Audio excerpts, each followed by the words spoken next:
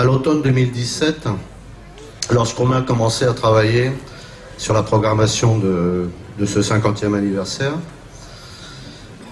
on s'est dit, ça serait sympa de faire un concert exprès pour le festival et qui raconte l'histoire de ce festival, les 50 ans passés avec des périodes plus ou moins fastes, mais quand même sur ces 50 ans il y en a eu beaucoup. Il y a eu surtout beaucoup de grands musiciens, et quand je dis grands, les plus grands sont passés ici. Et on s'est dit, pourquoi pas faire un concert rétrospectif sur toute la soirée, en reprenant les morceaux les plus emblématiques des grands jazzmen qui ont défilé ici.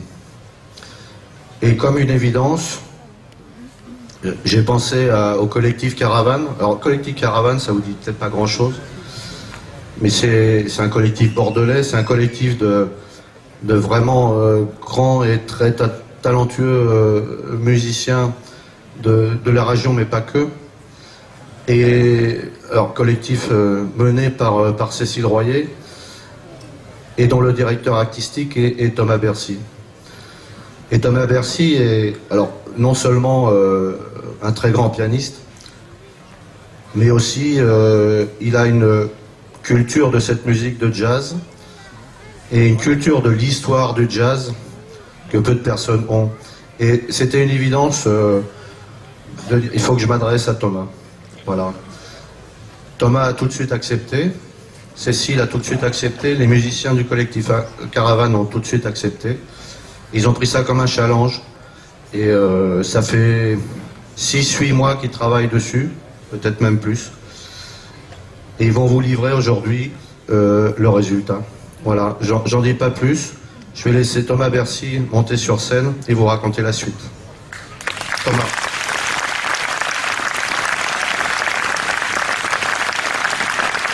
Eh bien, merci, bonsoir à tous. Voilà, je suis vraiment ravi d'être ici ce soir pour fêter les 50 ans du festival. Je reconnais quelques amis dans le public. Bon, Eric m'a dit qu'il allait introduire la chose en 2 mots. Je trouve qu'il en a dit beaucoup. Voilà, 50 ans d'histoire du jazz à évoquer.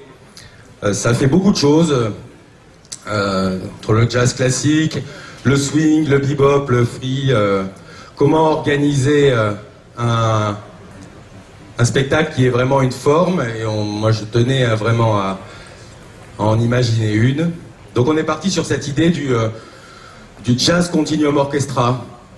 Alors, un continuum, c'est un ensemble d'éléments où on peut passer de l'un à l'autre, puisque finalement les éléments ne sont pas si différents que ça. Tous les musiciens présents sur le spectacle sont des représentants de différents courants du jazz. Il y a vraiment des musiciens de la spécialisés dans la New Orleans, dans le free, dans des développements plus contemporains du jazz. Et l'idée, c'était de se faire se rencontrer ces musiciens. Donc vous verrez des musiciens modernes jouer avec des musiciens de jazz traditionnel. Donc 1968, création du festival d'Andernos. 68, bon, les médias nous l'ont bien rabâché, c'était mai 68, donc la contestation dans le jazz évidemment. Mais ce qui est intéressant à noter, c'est qu'en 1968, se côtoyaient aux États-Unis, partout dans le monde, des musiciens comme Louis Armstrong, Ella Fitzgerald, Duke Ellington, Count Basie, mais en même temps, des musiciens de l'avant-garde comme Albert Ayler, Ornette Coleman. Et ce qui est intéressant, c'est de considérer qu'entre les musiciens de jazz traditionnel et l'avant-garde, l'échange était fertile. Et il en est de même toujours aujourd'hui. Il y a des musiciens qui perpétuent la tradition et d'autres musiciens, des jeunes générations qui vont expérimenter des choses avec leur sensibilité, avec l'air du temps. Mais si on considère le jazz comme une culture et qu'on regarde cette table par exemple, eh bien on peut imaginer que les racines croissent en même temps que les extrémités. Donc le jazz est un ensemble que nous allons célébrer. Merci à tous, je vous souhaite une bonne soirée avec le Jazz Continuum Orchestra.